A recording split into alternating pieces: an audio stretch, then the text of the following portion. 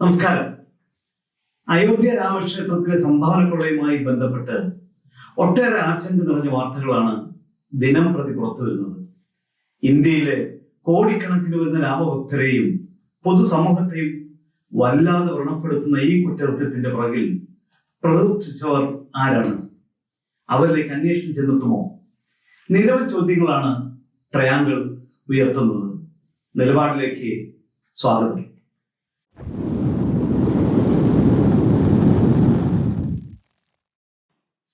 അയോധ്യ രാമക്ഷേത്രത്തിലെ സംഭാവന കൊള്ള വലിയ വിവാദമായി വരികയാണ്. അന്വേഷണം പുരോഗമിക്കുമ്പോൾ തട്ടിപ്പിന്റെ വലിപ്പം കൂടി വരുന്നതായും കാണാൻ കഴിയും. സംഭാവന തട്ടിപ്പ് പുറത്തു വരുന്നതിന് മുൻപ് പ്രതിദിനം 16 മുതൽ 18 ലക്ഷം രൂപ വരെയാണ് ബാങ്ക് അക്കൗണ്ടിൽ എത്തിയിരുന്നത്. എന്നാൽ തട്ടിപ്പ് പുറത്തായതോടെ ഇത് 26 ലക്ഷം വരെയായി വർദ്ധിച്ചു. അതായത് പ്രതിദിനം 8 ലക്ഷം രൂപ വരെ ഇവർ തട്ടിയെടുത്തിരുന്നുവെന്നാണ് കണക്കുകൂട്ടൽ. അതായത് മാസം 2.5 കോടിയോളം രൂപ. ഇതിനു പുറമെയാണ് സംഭാവനയായി ലഭിച്ച 5 കോടിയോളം രൂപ വരുന്ന രാമചരിത് മാനസ് അടക്കമുള്ള സ്വർണം, വെള്ളി, വജ്രം എന്നിവയുടെ ഉള്ള. ഇതൊരു ഏകദേശ കണക്ക് മാത്രമാണ്. എത്ര രൂപ മോഷണം പോയി എന്ന് കണ്ടുപിടിക്കുക അസാധ്യമായിരിക്കുന്നു. കാരണം ക്ഷേത്രത്തിലേക്ക് ലഭിക്കുന്ന സംഭാവന സംരക്ഷിക്കേണ്ടവർ തന്നെയാണ് മോഷണത്തിന് പിന്നിലുള്ളത് എന്നത് ഏവരെയും ഞെട്ടിപ്പിക്കുന്ന ഒന്നാണ്. അതുകൊണ്ട് തന്നെ നഷ്ടപ്പെട്ട തുക കൃത്യമായി കണ്ടുപിടിക്കുക അത്ര എളുപ്പമുള്ള കാര്യമല്ല. ഇക്കാര്യത്തിൽ ഇനിയെങ്കിലും കൃത്യമായ നിരീക്ഷണം വേണമെന്ന നിലപാട് ട്രയാങ്കിൾ സ്വീകരിക്കുന്നു. ആരാധനാലയങ്ങളുമായി ബന്ധപ്പെട്ട് കൃത്യമായ ഓഡിറ്റിംഗ് വേണമെന്നാണ് ട്രയാങ്കിൾ ആവശ്യപ്പെടുന്നത്. ആരാധനാലയങ്ങളിലേക്ക് പ്രതിദിനം വരുന്ന സംഭാവന കൃത്യമായി നിരീക്ഷിക്കുന്നതിനും സൂക്ഷിക്കുന്നതിനും സുതാര്യമായ സംവിധാനങ്ങൾ ഒരുക്കേണ്ടതുണ്ട്. സുതാര്യത ഉറപ്പുവരുത്തുന്നതിനാണ് CCTV സ്ഥാപിക്കുന്നത്. എന്നാൽ അയോധ്യയുടെ കാര്യത്തിൽ ഇതുകൊണ്ടൊന്നും പ്രയോജനമില്ലെന്നാണ് വിലയിരുത്തപ്പെടുന്നത്. പണം ചാക്കുകളിലും വസ്ത്രങ്ങളിലും ഒളിപ്പിച്ച് കടത്തുന്ന ദൃശ്യങ്ങൾ പുറത്തുവരികയും 8 പേരെ അറസ്റ്റ് ചെയ്യുകയും 80 ലക്ഷം രൂപ പിടിച്ചെടുക്കുകയും ചെയ്തിട്ടുണ്ട്. CCTV ദൃശ്യങ്ങൾ പതിഞ്ഞിട്ട് പോലും മോഷണം തുടർച്ചയായി നടക്കുന്നു എന്ന് പറഞ്ഞാൽ അതിന് പിന്നിൽ ഉന്നത കൈകൾ ഉണ്ടെന്ന് വ്യക്തമാണ്. അവരിലേക്ക് അന്വേഷണം എത്തണമെന്നും എത്ര ഉന്നതരായാലും നിയമത്തിന് മുന്നിൽ കൊണ്ടുവരണമെന്നുമാണ് ട്രയാങ്കിളിന് ആവശ്യപ്പെടാനുള്ളത്. തട്ടിപ്പുമായി ബന്ധപ്പെട്ട് ട്രസ്റ്റ് ജനറൽ സെക്രട്ടറി ചമ്പത് റായിയും ട്രസ്റ്റ് അംഗം അനിൽ മിശ്രയും രാജിവെച്ചിട്ടുണ്ട്. 4 പെട്ടികളിലായി സൂക്ഷിക്കുന്ന പണം 14 അംഗ സംഘമാണ് എണ്ണി തിട്ടപ്പെടുത്തുന്നത്. SBIയിലെ 11 പേരും 3 ട്രസ്റ്റ് ഭാരവാഹികളുമാണ് ഇതിലുള്ളത്.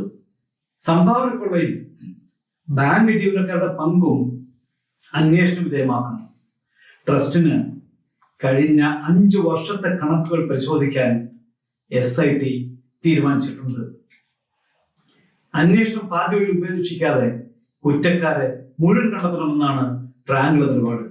ഇതിനിടയിൽ മുൻ കേന്ദ്ര ആഭ്യന്തര സെക്രട്ടറി S ലക്ഷ്മിനാരായണൻ ക്ഷേത്രത്തിൽ നൽകിയ സ്വർണം പൂശിയ രാമചരിത് മാനസ് ഗ്രന്ഥം കാണാനില്ലെന്ന പരാതിയും ഉയർന്നു വന്നിട്ടുണ്ട്.